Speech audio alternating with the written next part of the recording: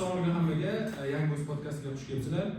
Biz hammalarimiz Timur, Jamshid, Murod va Hasan va ikkita tajribali mehmonimizni taklif qilyapmiz. O'zingizni tanishtirsangiz. Assalomu alaykum hammaga. Chaqirganingiz uchun rahmat. Men ismim Behruz. Men 18 yoshda. Gapirib bo'ldi. Assalomu alaykum hammaga. Chaqirganingiz uchun rahmat. Men ismim Behruz. 20 yoshdaman va bugungi kunga kelib o'zim biznesimni ochganman. 18 yoshimda o'zim biznesimni ochganman. O'zingizni tanishtirsangiz. Assalomu alaykum hammaga. Chaqirganingiz uchun kattakon rahmat. Men ismim Ulug'bek. Men Inha universiteti studenti bo'laman va 2005-yil Toshkent ta'lim topganman. Hozirda men logistika sohasida 2 yildan beri ishlayapman va bu sohada ancha katta yutuqlarga erishdim. Mana birinchi savol Ulug'bekga, qanaqa qilib bu sohaga kirib qolgansiz? Qisqacha ma'lumot. Xo'p, o'zim to'g'risini aytsam, yoshligimdan bizani ya'ni men o'zim adamda ham bu sohada ancha yildan beri mutaxassisda ishlaydi. Shuning uchun men yoshligimdan ham bu sohaga qiziqishni katta bildirganman. Ya'ni universitetga kirishim bilanoq, Toshkent universitetining logistika sohasini tanlagan sohaga kirishim bilanoq уже ish tajribasini o'rganish, ya'ni ish o'zi qanaqa ishlashni boshlaganman. To'g'ri. Ya'ni bizda faqat amerikanskiy logistika emas, biz umumiy, ya'ni jahon international logistikada ishlaymiz va hozirda уже ancha katta tajribaga erishdim bu sohada. 2 yildan beri shu sohadasiz, to'g'rimi? Bundan tashqari, ya'ni birinchi kurs paytlarida men eksport import sohasida ham ishlaganman. Ya'ni meva sabzavot eksporti bo'yicha ham ancha tajribaga egaman. O'qish bilan ishni olib ketish qiyin bo'lgan boshqa. Bu hozir studentlar uchun juda ham katta muammo.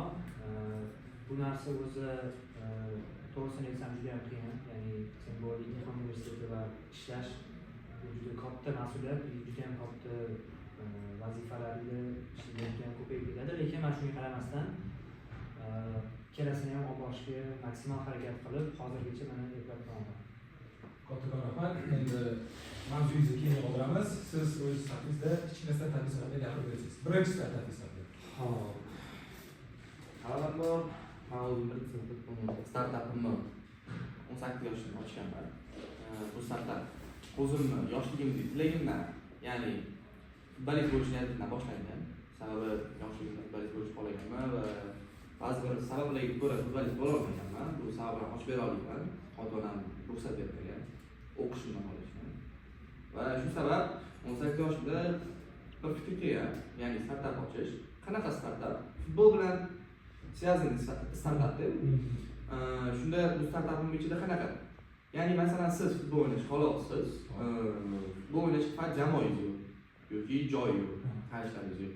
Biz shunaqa kompaniya organization ochdik. Ya'ni o'sha organization sizga futbolga tashkil beradi. Organizatsiya. Siz kelasiz, sizga o'xshagan 24 ta o'yinchi yig'iladi. Ya'ni 24 tadan 4 ta komandadan 6 ta o'yinchidan biri har jamoada. Va shu o'yinni organizatsiya qilib beramiz. Uning ichida sudya bo'ladi, video bo'ladi, suv bo'ladi, narkotika, video prosmotrlar bo'ladi. Har xil qulayliklar bor va shunga siz 40 ming pul to'laysiz va shuning ichida mana shu hamma qulaylikni olasiz. Va bizani bu onlayn saytimiz bor. Shundan keyin rivojlantirib narsaga ko'tardik. Sayt ochdik, bundan tashqari Telegram gruplarimiz bor, blogerlarimiz, homiylarimiz bor va shu kunga katta yutuqqa erishdik. Boshda qiyin bo'lmagan boshlash. Boshda avvalambor qiyin bo'lgan, sababi biz boshlagan paytimizda qish payti edi. Qish paytida bilsangiz baribir ko'p odam futbol o'ynagisi kelmaydi, sovuqda. Lekin biz sinib qolmaganmiz, o'sha perioddan o'tganmiz. O'tganimizdan keyin Xudoga yetkazgan shu yozdan boshlab ishimiz ancha rivojlanib, ko'tarilishni boshlagan va bugungi kunga kelib Instagramimizda 40 mingtadan ko'proq podpishkamiz bor. Telegram akkauntlarimiz bor, bunda ham 5 mingdan oshiq podpishkamiz bor. Va kuniga biz 100 ta mijozni qabul qilamiz, ya'ni 100 ta odam futbol o'ynab ketadi. Xo'p, mana savol Ulug'bekga, sizni bir kunlik ish tartibingiz qanaqa bo'ladi? Nimadan boshlaysiz? Xo'p, o'zim hozir universitetda ham o'qiyman. Ya'ni ertalabdan universitet darslari boshlansa, shu albatta 3:30 gacha davom etadi. Va undan keyin kun tartibim o'zi shu. Ertalab universitetga kelish, keyin uyga borib, ya'ni kiyimgacha narsalar, ovqat qilib olib, ishga soat 5 da уже boraman. Ya'ni hozirda bizda o'zi international kunduzgi bo'ladi. Nechadan nechaga? Kunduzgi ertalab, ya'ni o'yinni bitta qanaqadir vaqti yo'q. Ya'ni ertalabdan boshlanadi, kechgacha davom etaveradi. Men bo'lsa ertalab o'qishim bo'lgani uchun ertalab o'qishga borib olib, keyin obeddan keyin ishga borib, ya'ni o'zimni ishim bo'ladigan bo'lsa, hammasini bajarib, tugatib kechqurungacha harakat qilaman. Shu ish bir xil ish tartibingizni hozir o'zizni tengdoshlaringizga tavsiya eta olasizmi? Endi Hamma shu sohangizni plyus va minuslarni sanalaysiz. birinchi o'rinda hammaga ham tavsiya eta olmayman. Ba'zi har xil odam bor, masalan, sog'lig'i ko'tarmasligi mumkin yoki bo'lmasa o'qish bilan ish aralashtira olmasligi mumkin. Bir xilda faqat o'qiyman deb turgan, bir xilda oilaviy holati talab qilmasligi mumkin. Shuning uchun ishlashga majbur bo'lishadi. Hozir ko'p studentlarni ko'raman, ya'ni ishlashadi, masalan, amerikanskiy logistikada ham universitetdan keyin sразу ishga kechasi juda ham ko'p odam charchab va qiyinchiliklar juda ham katta. Bu prinsip option degan ishlash ancha tajribaga ega bo'lasalar, kelajakdagi o'zlarini sohilida katta tajriba bo'ladi. Keyinchalik ham ishga kirish osonlashadi. Ahmadbek, kelganingizdan minnatdormiz. Qanday qiyinchiliklarga duch kelgansiz o'zingizni biznesingizni? Hop, aytgandek, birinchi kunlarimizni baribir suv paytida boshlangan. Birinchi kunimizni biz bu biznesga o'zimiz ish pul bilan chiqqanmiz. Biz ya'ni bu biznesimizga $200 pul bilan kirganmiz. Telefonim bo'lgan, o'zimni iPhone X bo'lgan. O'sha payt tug'ilgan kunimga adam sovg'a qilgan telefon. Ya'ni ikkita telefon olib qo'ydim. Uyda o'tirib shu iPhone X'ni sotishga maslahat qilganman. Sotganimda $200 qo'ydim. $200 pulni qanday ishlatishni bilmay o'ylab turgan paytim bir do'stim bo'lgan. Do'stim bilan biz hamkorlikda barcha narsani ochamiz dedik. Ya'ni o'zimizni polni boshlab ochib ko'ramiz dedik. Planlar odam yig'amiz, kontor ochamiz, qanday ishlaymiz dedik. Boshlanishimizda $200 ga bitta kopta oldik, 24 ta nakitga oldik, svistok, kartochka, sudga kerak bo'ladigan narsalar, video uchun kerak bo'ladigan stabilizator. Shu narsani olib boshladik. Suv. Keyin boshlanishda suv kerak bizga, polibon klientga futbol o'ynayotgan klient polibonni champiyda suv ichgisi keladi. Boshlanishda mana shunday narsani olganimizda 3-pul ketdi. Stadion qidirish boshladik. Eng yaxshi stadion nima o'ylab qarasak, o'zinglar bilasizlar, Tivishkandagi stadionda potensiya katta bu. O'sha birinchi stadionimizdan olganmiz, arendaga, shu arendaga to'lab o'yin boshlagan. Birinchi kunimizda ko'proq tanishlarimiz kelgan, baribir o'zinglar bilasizlar, baribir birinchi kun barcha narsa bajarishga bo'ladi, o'rtoqlaringiz, tanishlaringiz keladi. No, shu kunga qaramasdan 24 odamning ichidan 14 ta odam birinchi klient bo'lib kelgan. Chunki biz birinchi postimizdan Telegram qo'yganmiz, keyin tarbiya yoqganimizdan keyin 14 ta odam kelgan birinchi kun. O'zim sudya bo'lganman birinchi kunda. Boshlab o'zimiz sudya bo'lganmiz. Chunki hozirgi kunga kelib biz sudya emasmiz, ishlaymiz. Chunki biz ishchilar bo'lganmiz. Biz o'zimiz boshqaruvchimiz. Birinchi kunda o'zimiz sudyalar qilganmiz, videoni ham o'zimiz olganmiz. Hammasini o'zimiz kontrol qilib boshlaganmiz. Va bu narsa bir yil mobaynida takrorlanadi. Har kuni bo'lgan. Birinchi kunimizda o'tkazganimizdan bizda sof foyda bo'lmagan. Sababi chunki biz zararda edik. Chunki $200 olishimiz kerak edi. Qoplarni olishimiz kerak edi. Shu narsalar. Va birinchi kunda shunaqa o'tkazib, kishi boshiga 30 mingdan o'ynatardik. Hozirgi kunga 50 ming ko'targanmiz. Boshida 30 mingdan o'ynatganmiz kishi boshiga. Komfortdan qilib. Kundan kunga 2 oy mobaynida mana shu tez ko'tarish bo'lib ketdi. To'shto bizlar podpischilarimiz 100 tadan 1000 ga chiqib ketdi. 15 kun ichida. Bu ishlar zo'r talchoq berdi. Sababi bir ochgan narsamizni suvudada, lekin shunga qaramasdan odam keldi-da, oshishasiga yetgandi. Va o'tdi, vaqt o'tdi, shu bo'ldi to'shto biz yangi stadion qurmoqchi bo'lgandik. Shunga budjet ajratdik, shunga foyda chiqdik. O'zimizdan so'tdik. Masalan, bizlar organizatsiyamiz bor, futbollar Toshkentda. O'zimizdan stadiondan ochishimiz keldi.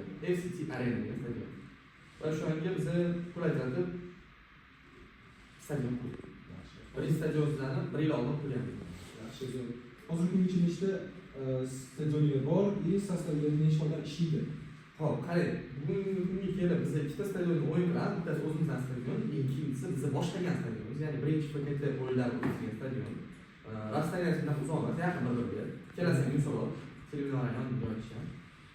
O'zimizdan stadion oshishasiga yetgan ancha kачественный, yangi hali bir yildan oldin stadion qurganmiz. Bu stadion qurishimizga boshida biz mashina olgandik, foydaga chiqib, mashina olganimizdan sotib olib, boshlanib sotib olib shu stadion quryapmiz boshlanib. Va Xudoga shukr, mana shu 1 yil ichida stadion pulini chiqardi, mashina pulini chiqardi, yangi mashina olishga va sostavimizni aytadigan bo'lsam, hozirgi kunga kelib biz men faqat o'zim stadionga qaraydigan bo'lganman. Sababi o'sha men u sohada faqat tinchliklar bolalar o'qib qo'yganmiz. O'zimizda ham do'stlarimiz, ukalarimiz bor. Ular o'qib qo'yganmiz, ishongan odamlarimiz. Va kuniga yo'q deganda 4 odam ishlaydi, o'sha sostavimizda 7 odam. Men bilan o'shan do'stim, 3 ta videochi, 2 ta sudya, bitta admin. Shu odamlar bilan hozir oboramiz ishchi va har kuni ish Xudoga shukr bo'lib turibdi. Kuniga yo'q deganda 2 ta seans ya'ni 8 dan 10 gacha va undan 12 gacha o'yinni tashkil qilamiz. Sizlarga o'xshagan agentasilar bormi bu bo'yicha? Yaxshi savol berdingiz. Boshida biz ochganimizda bunaqa narsalar juda kam edi. Sababi biz ochgan yilimiz 2022 oxiri edi. 2022 qishga yaqin payt edi. U paytlar yo'q edi va lekin o'sha eshitgan bo'lsangiz, yangi videolar oshaveradi kundan kunga. Shu yozga yaqin yangilar paydo bo'lish boshladi. Biz u payt уже o'zimizni oyoq qo'lib olib, уже ochilgan birinchi odam bo'lib parlament qilib turgan. Va shu kungacha bunaqa muammoli darajada biznes olib kelmagan narsalar. Lekin konkurentlik kundan kun ko'payadi. Sabab bo'lgan bo'lsa-da, bu narsalar viloyatdan chiqish boshladi, bizdan keyin boshqa shaharlarga chiqish boshladi. Shu lekin bizga bilan katta zarar olib keldi. Yaxshi. Ob-havo sovuq payti zalga ko'chasidan yoki qanaqa bo'lasizlar? Da, hozirgi kunga kelib biza zal topishda muammolar paydo bo'lyapti. Sababi zalni arendaga hozir ko'pchilik ololmayapti. Bizda chunki o'zimizlarni bilsanglar, O'zbekiston futzal bo'yicha o'ynaydigan zalni o'yinlar o'tkazdik. Eng yaxshi zallardan bittasi bu. Armus arenada. O'sha o'tkazgan zalimizni hozir boshqa kompaniyalar sotib olgan, ya'ni arenda yo'ldan, ya'ni butun qishda o'yinlar o'tkazadi. O'shaning uchun biz o'zimizning stadionni hozircha o'tkazamiz va Paxtakor stadion zali bor, ya'ni federatsiya yonida joylashgan. O'sha yerda ham har yakshanba o'yinlar o'tkazamiz. Istiskamizdan 4 soatdan yo'llantiramiz. Va ko'z tegmasa, suv bo'lishiga qaramasdan odamlar kelyapti. Ko'chada bo'lsa ham o'yin kelyapti, bo'lyapti. Hop, Nurga, qisqacha o'zingizni ish joyingizni haqida aytsangiz. Hop, o'zi logistika degani, ya'ni o'zida faqat mana amerikanskiga o'xshab traklar bitta mahsulotga yordam olib borishni oylab o'tirish emas. Bizda ya'ni davlatni bir-biri bilan o'rtasidagi bo'lgan eksport import, ya'ni havo yo'llari, transport, ya'ni avto, poyezd yo'llari orqali ya'ni bir-biriga mahsulotlarni trade qilishlari bo'yicha ishlaymiz asosan. Ya'ni bu jarayon qanaqa? Bu bo'yicha hozir bizda ko'p davlat organizatsiyalari ham bor, ya'ni O'zbekistonning qanaqadir uyushma, masalan, Yevropa bo'lishingiz mumkin, urush materiallarini deyishingiz mumkin, o'sha bo'yicha eksport bilan shug'ullanadigan organizatsiyalar bor. Ya'ni bu jarayon asosan shu chet eldan klient topish orqali o'zini mahsulotlarini eksport qilib beradi. Ya'ni klient topish uchun ya'ni birinchi o'rinda nima qilish kerak deysiz?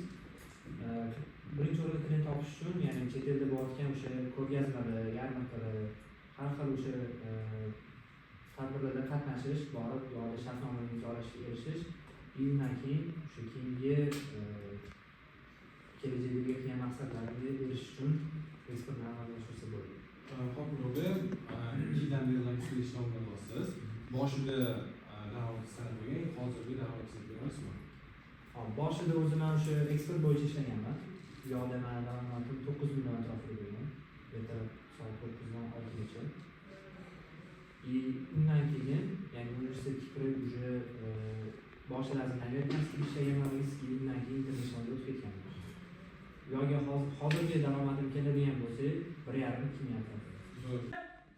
Hop, Nurga, o'zingizga eng qimmat olgan narsangiz nima bo'ldi? Oxirgi marta shu olgan o'zimga eng qimmat narsam, ya'ni mana soat olganman. $4 Yaxshi. o'zim yozib talab qilganman.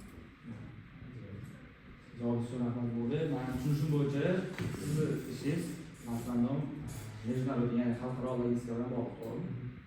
Bu endi qarang, hozirgi kunda O'zbekiston asosan qaysi davlatlar bilan ishimiz boradi import eksport sohasida. Shu narsaga bilsangiz, qisqacha tushuntirib bersangiz, aytib bersangiz.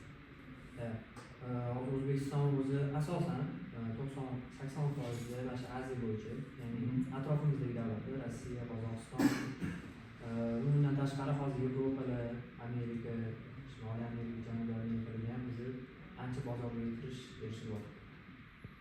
Yaxshi, zo'r. Endi keyingi savolim, hop, o'zi logistika turi nechta? Va eng ko'p rivojlangan turi O'zbekistondagi eng rivojlangan turi nima? O'zi hammanglar manimcha bilsanglar kerak, ya'ni shu havo yo'llari orqali poyezd, avto, traklar, suvdan ham bor. Lekin O'zbekistonda suvdan yo'q bizda. Suvga chiqish uchun, okean dengiz orqali chiqish uchun bizga kamlikda davlat kesib o'tish kerak. Hop. Bizda asosan traklar raildan chiqadi ko'proq, ya'ni poyezd yo'llari orqali. Samolyotdan nimaga chiqmaydi? Chunki hozir samolyotda narxi juda ham qimmat. Mahsulotning kilosiga kilo atrofida oladi. Ancha qimmatga tushib ketadi. Shuning uchun hozir ko'pchilik o'sha avto poyezd yo'llarini ma'qul ko'rishadi. Bu O'zbekistondagi eng daromadli turlardan biri, to'g'rimi? Yaxshi. Hozirgi qo'lga ishlayapsiz, keyinchalik kelajakda o'zingizga bir kompaniyalarimiz yosh niyat bormi? Niyat bor. Chunki hozir o'zi mana shu sohani ichida yurib, anchadan beri o'rganib, har bitta chuqur ichiga kirib, analizani yaxshilab, keyin kelajakda bolalar bilan shu biznes boshlash niyatimizda bor. Hop, necha miqdor bilan shu amalga oshirasiz? Uni hozir men aniq ayta olmayman, chunki bu baribir kompaniya zaryoni va o'zingizni qanchalik katta maqsad qo'ymoqchisiz, o'shanga qarab turib xarajatingiz ham oshib ketadi baribir. Chunki hozir nimadir aniq aytish qiyin. Qancha bo'lsa shuncha. Javob uchun. Behruz, sizga savolim. Kelajak maqsadlar haqida siz shu sohada qolasizmi yoki boshqa sohaga o'tasizmi? Yoki kichkina stadionda qurib o'tgan organizatsiya orqasida o'zingizga? Savol uchun rahmat. Xo'p, stadion qurish masalasida biz bir ikki tanishlarimiz bilan gaplashib, viloyatlarda ham stadion ochmoqchimiz, ya'ni viloyatda organizatsiya qurmoqchimiz. Avvalambor o'zimdan stadionimizni o'zimizdan brendimizda stadion qurmoqchimiz va hozir kunga kelib Andijonda qurilishlar olib borilyapti. Shu qurilishlarni borganimizdan keyin bitta katta reklama topib olib, ya'ni o'sha yerga viloyatga chiqamiz, yaxshi blogerlarni chaqiramiz. O'sha yerga blogerlar, futbolga qiziqqan blogerlar bilan, ya'ni kim shu bilgan odamlar bilan borib, reklama orqali ko'tarib olib, o'sha yerda ochmoqchimiz o'zlar filialini. Undan tashqari, bilsangiz agar bizda juda ham ko'p turistlar bor, turistlarimiz, ya'ni Amerikadan kelgan, Angliyadan kelgan turistlarimiz bor, ya'ni afroamerikanskiy ko'p juda ham va bizni ular uchun ham komfort yaratib beryapmiz. Qanaqa ma'noda komfort? Bizni o'zligi uchun, ya'ni afroamerikansklar klientlarimiz bor, o'zlarini professional futbolistlar o'zligi kelib, mana 24 ta aytgandek 24 odam o'ynaydi bitta seansda. 24 ta o'zligimizda jamoa bo'lib kelishadi. Bo'linib o'zlik uchun nima beradi? Agenda beramiz. Va sudyalarimiz ham qanaqa sudya shaxtlarimiz biz iminni ingliz tilida gaplasha oladigan, imin ularni tilini tushuna oladigan, ularga moslashgan holda o'yin qilib beramiz. Shunaqa darajaga chiqdik va shunga yarasha gonorarlar ham boshqa bo'ladi. Oshchasiga yetgan shunaqa bo'lyapti hozir. Nima bo'lidan 3-4 tashkil qilib berdik. Behruz, hozir media kanalida juda rivojlanganlar va kelajakda media kanal ochish niyat bormi?